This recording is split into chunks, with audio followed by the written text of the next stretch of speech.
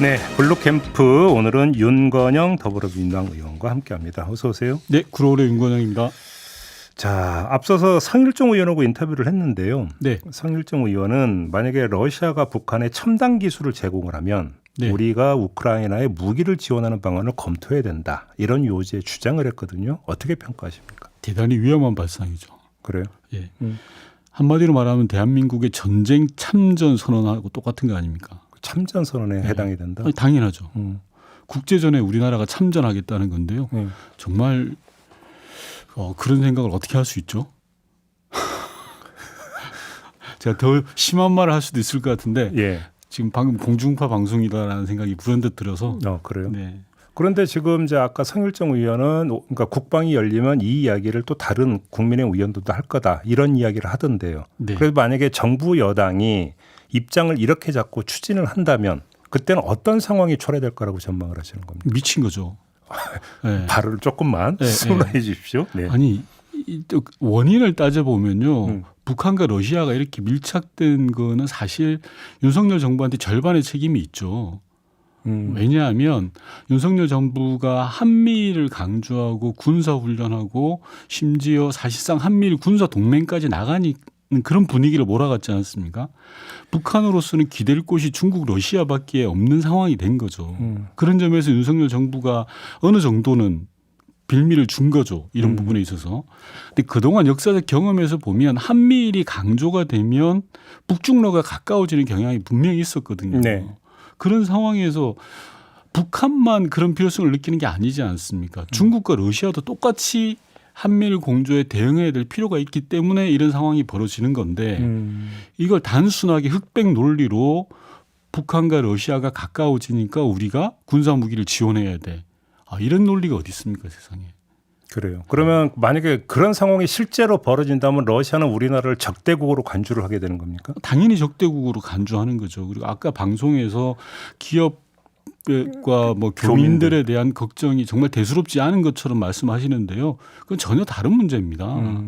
우리 기업들 러시아에 많이 나가 있고요. 그리고 러시아와는 노태우 정부 이후로 40년 우호 관계를 맺어왔던 거지 않습니까? 40년 동안의 노력이 윤석열 정부의 편향 외교로 수포로 돌아갈 가능성이 커지는 겁니다. 이건 그냥 하찮은 문제가 아니고요. 나라 전체로 보면 정말 안타까운 문제라고 생각해요. 그래요. 이제 아까 했던 아무튼 그게 이제 성일종 의원은 이제 일단 개인적 의견이다. 네네. 이렇게 이야기를 했기 때문에 정부 여당이 입장 정리가 어떻게 되는지를 좀 지켜봐야 되긴 하겠습니다만 지금까지 기조와는 완전히 다른 이야기가 되기 때문에 네. 그래서 좀 질문을 드려봤고요. 얘기 나온 김에 어제 개각 얘기로 넘어가서 일단 신원식 국방장관 지명은 어떻게 평가를 하십니까? 한마디로 인사 참사라고 규정해도 저는 무방할 거라고 봅니다. 네. 그러니까 우선 이번 인사 시기가 대통령으로 향하는 의혹을 좀 차단하려고 하는 일종의 꼬리 자르기 개각이라는 의심을 받기 충분한 것 같아요. 해병대 수사 문제. 해병대 수사와 관련해서. 다음으로는 인물 자체가 가관이에요. 사람이 그렇게 없는지 저는 되묻고 싶어요. 쇄신을 하려고 했더니 더 막장으로 가는 인사라고 저는 표현할 수밖에 없고요. 말씀하셨던 국방부 장관 후보자의 경우에 노무현 대통령을 초대 악마라고 지칭을 하셨더라고요. 그리고 문재인 대통령 재임 기간에 현직 대통령을 간첩이다. 라고 하고 이런 표현을 해도 될지 모르겠습니다만. 네, 어떤 걸 인용하시려는 아는데. 해야 될 것 같아요. 모가지를 따는 게 시간 문제다라는 대통령에 대해서 이야기했던 사람이에요. 그 분이 한 이야기를 들어보면 정상적인 사고로 가진 사람이라고 생각하기 어려운 것 같아요. 그게 이제 그 일종의 어떤 그 당시 상황 현장에 따른 이른바 과정어법 혹시 이렇게 좀 그 의미를 제한적으로 평가할 여지는 없습니까? 아까 성일종 의원이 자연인으로서 하셨다라고 하시던데요. 그게 말이 됩니까? 그래요. 대한민국 육군의 삼성 장군을 하셨던 분이 한두 명 있는 사석에서 이야기한 게 아니라 공공의 장소에서 마이크를 잡고 하신 이야기예요. 전 지금이라도 당장 지명 처리하는 게 답이라고 생각합니다. 그래요. 유인촌 장관 지명은 어떻게 평가하십니까? 막말하셨던 분이잖아요. 기자를 상대로. 예. 그리고 블랙리스트의 배후에 있었던 걸로 의심이 되지 않습니까? 저는 통상 집권 2년 차가 되면 두 번째 인사가 되면 대통령의 분명한 자기 색깔을 보여주는 인사를 합니다. 왕왕. 그러니까 소위 컨셉을 보여주는 거죠. 네네네. 집권 한 1년 반 정도 하고 난 다음에 자기만의 색깔을 보여주려고 하는 겁니다. 예를 들어서 뭐 통합형 인사, 개혁 인사, 당평 인사. 그런데 지금 문제는 윤석열 대통령은 그런 컨셉과 색깔 자체가 없어요. 억지로 굳이 컨셉을 찾는다면 땜질 인사밖에 없어요. 근데 이제 다른 각도에서는 윤석열 대통령이 논리와 말로 싸우라라고 주문한 후에 이른바 투사형 네. 내지 전사형 네. 이런 사람들을 기용하고 있는 게 아니냐라는 분석이 있던데 이건 어떻게 저는 보세요? 뭐 전혀 동의하지 않고요. 그거는 그런 인사를 한 건 대통령이 아직도 여전히 검찰총장 리더십에 기대는 거 아닌가 싶어요. 그렇게 연결이 됩니까? 어떤 점에서? 예를 들어서 검사는 지금은 없어졌습니다만 검사 동일체의 원칙이라는 게 있죠. 옛날에 있었죠. 예. 검사의 명령을 무조건 따라야 되는. 지금은 내각 동일체, 장관 동일체 시각으로 이 인사를 바라보는 것 같아요. 그러니까 오직 기준은 내 말을 잘 듣는 사람이면 된다는 사고에서 비롯된 거 아닌가 싶어요.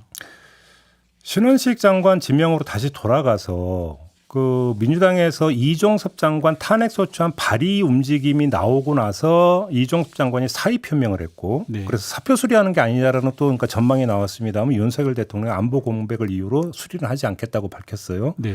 그럼에도 불구하고 탄핵소추 발의는 물 건너갔다고 봐도 되는 겁니까? 아닙니다. 만약에 그렇다면 탄핵해야죠.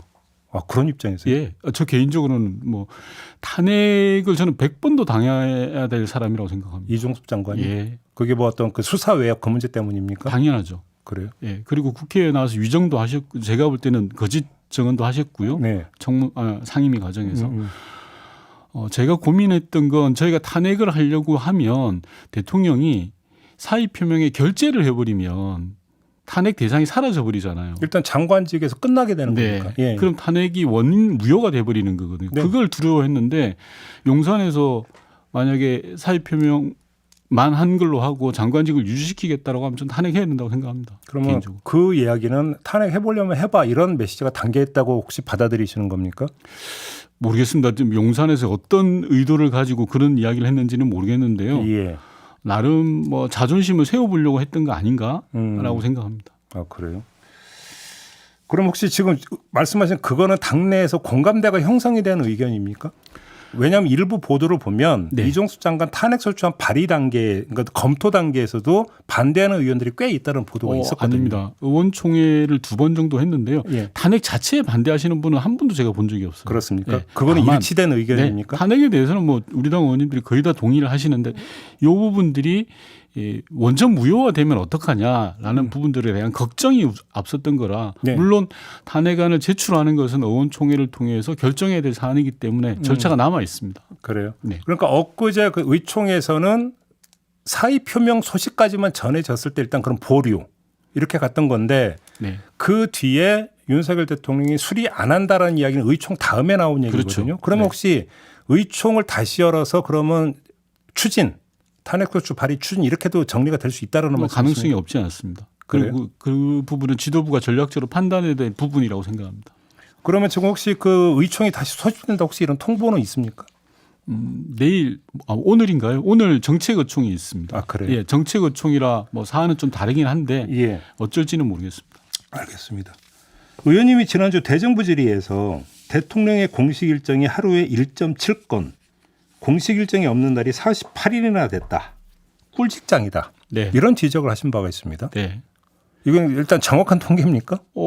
용산 대통령실 홈페이지에 나와 있는 대통령의 공식 일정을 저희가 모든 통계를 다 냅니다. 아, 홈페이지에서 나오네. 네, 네. 근데 그럼 여기에 공개 안 된 비공식 일정도 있을 수 있잖아요. 물론 비공식 일정이 있을 수 있습니다. 예. 다만 공식 일정의 숫자가 이전 대통령과 비교하면 너무나 현격히 적다라는 겁니다. 네. 조금 전에 말씀하셨지만 일정 없는 날이 48일이라는 것은 주 5일 근무로 계산하게 되면 2달이 넘는 기간이거든요. 그렇잖아요. 예. 윤석열 대통령 취임 이후에 지금까지 1년 4개월 중에 2달 넘게 공식 일정이 없었다고 생각해 보십시오. 한마디로 일 안 하신 거죠. 제가 청와대 일정 담당 비서관을 했는데 네. 이건 일 안 한 거 맞습니다. 딱 보면 알 수 있고요. 너무 한가한 느낌. 자신하십니까? 홈페이지 상으로 공개된 공식 일정을 보면 그렇습니다. 그래요. 예, 그리고 또 하나 예. 절대적인 양도 문제지만 사실은 질이 더 문제라고 저는 생각합니다. 네. 왜냐하면 공개 일정의 50% 이상이 소위 말하는 경상 일정 위주입니다. 경상 일정은 뭐예요? 예를 들어서 직장인들은 좀 많이 알 텐데요. 임명장 수여식 또는 아. 기념식 예. 매번 있는 예. 이걸 경상 일정이라고 합니다. 이런 일정이 대통령 일정의 3분의 2 이상이라는 건 다시 말씀드리지만 일 안 하신 겁니다. 그리고 마지막으로 일정 관련해서 저희가 통계를 뽑아보니까 좀 편협하다라는 느낌이 들었는데요. 대통령께서는 다양한 사람을 만나야 되는데 현재까지 보면 만나고 싶은 사람들만 만나셨더라고요. 예를 들어서 정치인들은 한 10번 정도 윤석열 대통령이 만났는데 국회의장 만난 거 한 번 빼고 나면 9번이 전부 국민의힘 소속 사람들이에요. 그러니까 쉽게 말하면 만나고 싶은 사람, 편한 사람들만 만나셨다라고 볼 수 있죠. 그래요. 이에 대한 혹시 대통령실의 해명 내지 설명은 들으셨습니까? 전혀 안 하던데요. 반박도 없었고. 예. 그래요. 알겠습니다. 문재인 전 대통령이 박민식 보훈부 장관을 고소를 했습니다. 네. 사실 전직 대통령이 고소를 한다라고 하는 것은 흔한 장면은 아닌데 네. 고소까지 할 수밖에 없었던 겁니까? 그 부분에 대한 답변이 될지는 모르겠습니다만 고소장을 접수할 때 대통령께서 직접 한 문단을 추가하신 내용이 있습니다. 고소장에? 예. 그 내용을 제가 읽어드리는 게 오히려 더 뭐 정확한 해석이 될 수 있을 것 같아서요. 고소인은 여기서 고소인이라는 것은 문 전 대통령을 뜻하는 겁니다. 고소인은 단지 부친의 명예가 훼손되었다는 개인적인 분노만으로 고소하는 것이 아닙니다. 자신의 정치적 이익을 위해서라면 허위 사실이거나 말거나 다른 사람에게 상처가 되거나 말거나 마구 목소리를 높여 우리 사회를 분열시키고 적대를 조장하는 일이 정치의 세계에 너무나 많습니다. 이런 행태가 정치의 세계에서 퇴출되어야 한다고 믿기 때문입니다. 요 문단을 직접. 그러면 그 말씀은 지금의 흐름을 끊어야 될 필요가 있다라는 정책 판단으로 혹시 해석을 해도 되는 겁니까? 맞습니다. 아무 말이나 막 던지고 아니면 말고식으로 하는 정치 행태, 극단을 달리고 적대를 만드는 행태를 끊어야 된다라고 보신 것 같아요. 아무튼 사실관계는 문재인 전 대통령의 부친이 흥남시 개장을 했다. 여기서부터 시작이 되는 거잖아요. 그런데 이제 문재인 전 대통령은 그걸 그 개정을 한 시점은 해방 후다라는 거고 따라서 친일하고 무슨 상관이 있는 거냐 이 주장인 거잖아요. 맞습니다. 그런데 흥남시 개장에 지원한 시점은 언제입니까? 대통령께서 아시고 계시는 일정 그 기억은 47년에 부친과 모친이 결혼을 하셨다고 합니다. 47년에 예. 결혼 이후에 흥남시 농업 개장을 하셨다라는 기억을 가지고 계세요. 그럼 뭐 일제 강점기에 흥남시 개장이 지원하고 이게 시간적 격차가 엄청 농업 개장. 그래서 나머지 기억은 대통령께서도 좀 불분명하시죠. 돌아가셨기 때문에 선친이 수십 년 전에 돌아가셨기 때문에 그렇기 때문에 박민식 장관은 일제 강점기 시절에 흥남시청 농업 개장을 했다라고 분명히 이야기를 했거든요. 그래서 이건 분명히 아닌데 그리고 돌아가신 분이 아무 말씀 못 한다고 해서 돌아가신 분을 이렇게 소환해도 되는 겁니까? 저는 근거도 없이 친일파로 매도하고 정치적으로 악용하고 이런 부분들은 좀 끊어야 된다고 생각합니다. 그런데 그 다음에 박민식 장관은 친일로 단정한 적은 없다 이런 취지의 주장을 내놨던데요. 상임위장에서 친일파라고 규정해놓고 단정한 적이 없다라고 하면 어떡합니까? 지금 꼬리 자르기 하는 것도 아니고. 그럼 이건 끝까지 가는 겁니까? 아니면 박민식 장관이 일정하게 유감 표명이나 이런 걸 하면 끝나는 사안입니까? 지난번에 정진석 의원이 노무현 전 대통령에 대한 부분에 대해서 부부싸움 자살이다라는 근거 없는 흑색 선전을 해서 법원으로부터 1심 판결을 받았습니다. 유죄 판결을 받았고 실형 집행유예형을 받았죠. 저는 법원이 엄중하게 판단할 것이라고 생각합니다. 끝까지 간다는 말씀이시네. 그 혹시 그 홍범도 장군 흉상 이전 문제 있잖아요. 사실은 그게 이제 그 문재인 대통령 재임 시절에 인가 흉상이 설치가 된 거 한 거니까 아마 남다른 심경으로 지켜보고 계실 것 같은데 심경을 좀 밝힌 게 있습니까? 페이스북에 여러 번 글을 올리셨는데요. 대통령께서는 역사의 후회가 남아서는 안 된다. 이 부분. 그리고 이 부분은 정쟁의 소재가 아니다라고 보시는 거죠. 홍범도 장군이 얼마나 고생을 하셨습니까? 독립운동하다가 자식도 잃고요. 배우자도 잃고 본인도 먼 타국에서 강제 이주당해가지고 마감했습니다. 그런 영웅을 대한민국 정부가 지금처럼 모욕감을 주고 폄훼한다. 그러면 대한민국 국민 누가 대한민국을 위해서 헌신하고 독립운동을 하겠습니까? 그와 같은. 그런데 이제 그거 말고 네. 개인적으로 혹시 밝히신 신경은 없으십니까? 뭐 여러 가지가 있고요. 근데 네. 대표적인 걸 제가 좀 전에 소개해드렸습니다. 그래요. 그러면 그 문재인 대통령의 지금 지켜보는 심경은 답답함입니까? 분노감입니까? 뭡니까? 제 해석으로 보면 분노라고 봐야 되겠죠. 분노다. 예. 그렇게 보시는 거고. 알겠습니다. 그래서 아까 박민식 장관 관련해서도 아까 이제 제가 이 흐름을 끊어야 된다는 판단이라고 여쭤봤던 것도 요 사안도 같이 묶어갖고 지금 문재인 대통령은 이 흐름을 보고 있다 이렇게 이해를 해도 되는 겁니까? 네, 맞습니다. 그리고 저는 박민식 장관의 최근의 행태를 보면요. 예. 한동훈 따라하기 하는 것 같아요. 그건 무슨 말씀이세요? 전형적으로 용산 대통령 코드 맞추고 있고요. 총선 공천 받으려고 용을 쓰시는 것 같은데 좀 제발 그러지 않았으면 좋겠어요. 장관들이 제가 이번에 대정부 질문도 해보고 예결산 예결위 과정도 쭉 살펴보니까 대통령이 나가 싸우라고 하니까 전부 한동훈 따라하기예요. 그래요. 예, 트집 잡고 말장난하는 식으로 이렇게 하는데요. 대한민국 격을 좀 떨어뜨린다고 봅니다. 그러면 지금 이른바 역사 전쟁이라고 그냥 비유적으로 표현하겠습니다. 네. 이 역사 전쟁의 발원자는 윤석열 대통령이다. 이런 규정이십니까? 저는 뭐 당연하고요. 윤석열 대통령 주변에 계신 분들의 인식, 특히 이념적 편향성이 너무 심각하다라고 봅니다. 그래요. 알겠습니다. 이재명 대표 단식 문제는 다른 분들한테 너무 많이 여쭤봤기 때문에 생략하고 네. 오늘 인터뷰는 끝내도록 하겠습니다. 네. 고맙습니다, 의원님. 더불어민주당의 윤건영 의원이었습니다.